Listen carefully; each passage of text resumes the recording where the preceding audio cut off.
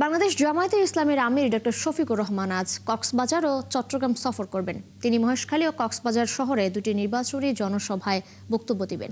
কক্সবাজার জেলা জামায়াতের আমির জাহিদুল ইসলাম জানান, আজ তিনি সকাল 11টার দিকে কক্সবাজার 2 আসনের মহেশখালী নতুন বাজার সহকারী প্রাথমিক বিদ্যালয় মাঠে ত্রয়োদশ জাতীয় সংসদ নির্বাচনী জনসভায় বক্তব্য রাখবেন। এরপর কক্সবাজার শহরের পাহাড়ছড়া মুক্তিযোদ্ধা মাঠে বক্তব্য রাখবেন তিনি। জামায়াত আমিরের সাথে 11 দলীয় নির্বাচনী জোটের জাতীয় নেতৃবৃন্দও থাকবেন।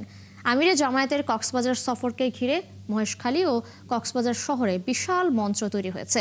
মহেশখালী ও কক্সবাজার শহরের জনসভা শেষ করার পর চট্টগ্রামের লোহাগড়ায় জনসভায় যোগ দেবেন জামায়াতের আমির।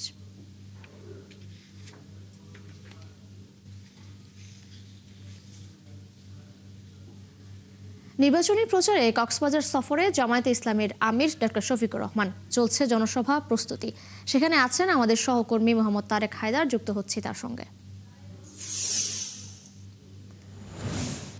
তারেক, কেমন প্রস্তুতি দেখছেন সেখানে, কি বলছেন নেতাকর্মীরা, আর কি কি কর্মসূচি রয়েছে আজ জানাবেন সব মিলিয়ে।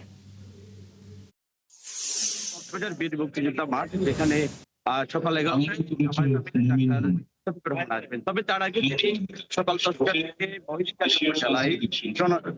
নির্বাচনী জনসভায় যোগ দেবেন এবং এরপর 11টায় বীর মুক্তিযোদ্ধা মাঠে তিনি আসবেন এবং এখানে তিনি নির্বাচনী জনসভায় যোগ দেবেন। ইতিমধ্যে দেখতে পাচ্ছেন যে যদি দেখাই, কক্সবাজারের বিভিন্ন উপজেলা থেকে